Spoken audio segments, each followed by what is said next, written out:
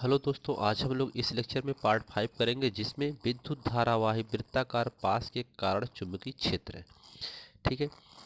तो वृत्ताकार कुंडली को एक गत्ते पर सफ़ेद कागज द्वारा समायोजित करते हैं। तो इसमें धारा प्रवाहित करने पर कंपास सुई विक्षेपित हो जाती है। सुई की सहायता से कागज पर धारा के कारण उत्पन्न चुंबकीय क्षेत्र की बल रेखाओं को खींचते हैं। इन बल रेखाओं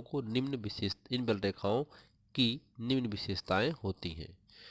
ठीक है, निम्न विशेषताएं हैं। तो एनसीईआरटी बुक में 13.8 फिगर है जो पेज नंबर 255 पे है। इस फिगर को पहले समझते हैं।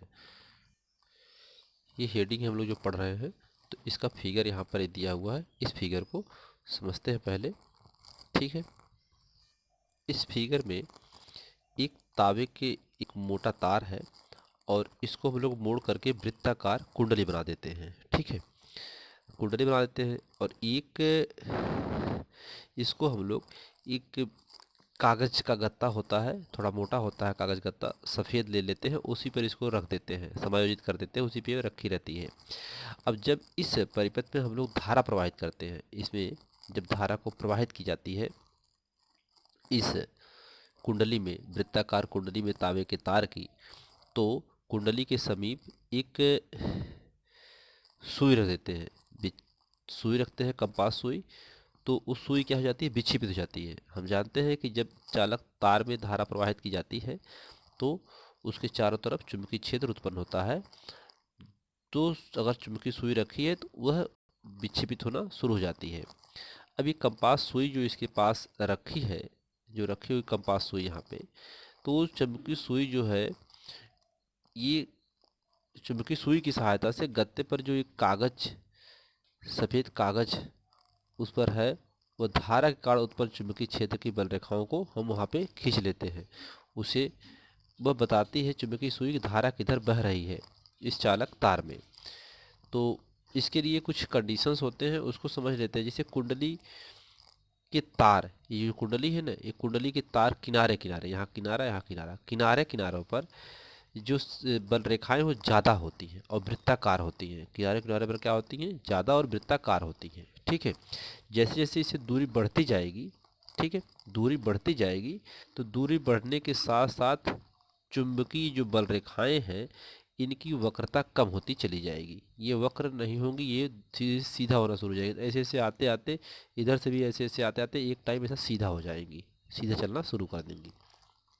ठीक है। अब कुंडली के केंद्र पर चुंबकीय बल रेखाएं समांतर हो जाती हैं। यहाँ पर केंद्र पर कैसी बल रेखाएं हो जाएंगी, समांतर हो जाएंगी। यहाँ पर केंद्र पर, पहली बात तो यहाँ पर किनारों किनारों पर कैसे होती है, वृत्ताकार होती हैं। ठीक है। जैसे जैसे हम इस कुंडली के बीच में आएंगे, इधर से और इधर से, तो ये धीरे धीरे समांतर होती चली जाएंगी, सीधा होती चली जाएंगी और एक समय पूरा सीधा हो जाएंगी, समांतर हो जाएंगी। तो केंद्र पर कुंडली के पूरा समांतर हो जाती है बल रेखाएं। ठीक है। तो बल रेखाएं समांतर हो जाती हैं। तो कुंडली के केंद्र पर एक समान चुंबकीय क्षेत्र उत्पन्न होता है। इसके केंद्र पर एक समान चुंबकीय क्षेत्र से कारण उत्पन्न हो जाता है, जिससे उसकी दिशा जो होती है कुंडली के तल के लंबवत होती है। कुंडली के तल की क्या होती है, लंबवत होती है इसकी दिशा। अब ये सीधा हो जाती है, इसलिए इसके तल के लंबवत हो जाती है। चुंबकीय बल रेखाएं कुंडली के एक तल के अंदर की ओर जाती हैं। जैसे एक तल की तरफ क्या करेंगी, अंदर की तरफ आएंगी चुंबकीय बल रेखाएं। ऐसे इधर से देखिए, ऐसे घूमती है, इधर से ऐसे घूम रही है। ठीक है, ऐसे और इधर से ऐसे। एक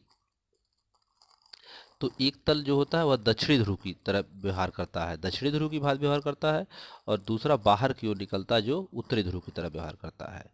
कुंडली के तल को सामने से अगर हम इसको देखते हैं तो इसमें जो प्रवाहित धारा की दिशा होती है, अगर इसमें देखें इसको सामने से, प्रवाहित धारा की दिशा होती है इसमें दक्षिणावर्त में होती है। ठीक है, इधर होती है, दक्षिणावर्त में होती है। अगर इसको सामने से यहाँ से देखेंगे हम, दक्षिणावर्त में इसमें धारा प्रवाहित होती है। और इसमें ये दक्षिण ध्रुव की तरह व्यवहार करती है। यदि कुंडली में धारा की दिशा हम वामावर्त कर देते हैं तो कुंडली के सामने का तल जो होता है उत्तरी ध्रुव की तरह व्यवहार करने लगता है। ठीक। ये जो कुंडली है, कुंडली में धारा जो बहती है वह वृत्ताकार लूप द्वारा चलती है, और केंद्र पर इसके जो चुंबकीय क्षेत्र उत्पन्न होता है वह कैसा होता है, वृत्ताकार में से गुजरती हुई जाती है। और जो वह विद्युत धारा जो होता है चुंबकीय क्षेत्र क्या होता है, अनुपाती और उसके त्रिज्या के व्युत्क्रमानुपाती होता है। उसकी त्रिज्या के व्युत्क्रमानुपाती होता है, पिछले लेक्चर में हम लोग पढ़े अभी। ठीक है। और यदि हम इसमें कुंडली में फेरों की संख्या बढ़ा दें, तारों की संख्या इसमें बढ़ा देंगे, तो जितना हम तारों की संख्या बढ़ाएंगे उतना ही ज़्यादा चुंबकीय क्षेत्र इसमें बढ़ता चला जाएगा। ठीक है। जितने ही तारों के फेरों की संख्या होगी चुंबकीय क्षेत्र उतना अधिक होगा, और तारों के फेरों की संख्या कम होगी तो चुंबकीय क्षेत्र उतना ही कम होगा। ठीक है। तो ये फिगर की बात रही। आइए इसमें कुछ पॉइंट को समझ लेते हैं। तो देखिए यहाँ पर पहला पॉइंट है, कुंडली के पास बल रेखाएं वृत्ताकार तथा पास पास होती हैं। ठीक है। कुंडली के पास बल रेखाएं कैसी होती हैं, वृत्ताकार तथा पास पास होती हैं। कुंडली से दूरी बढ़ने पर बल रेखाएं कम यानी दूर दूर हो जाती हैं। ठीक है। कुंडली के केंद्र पर एक समान चुंबकीय क्षेत्र उत्पन्न होता है तथा उसकी दिशा कुंडली के तल के लंबवत होती है।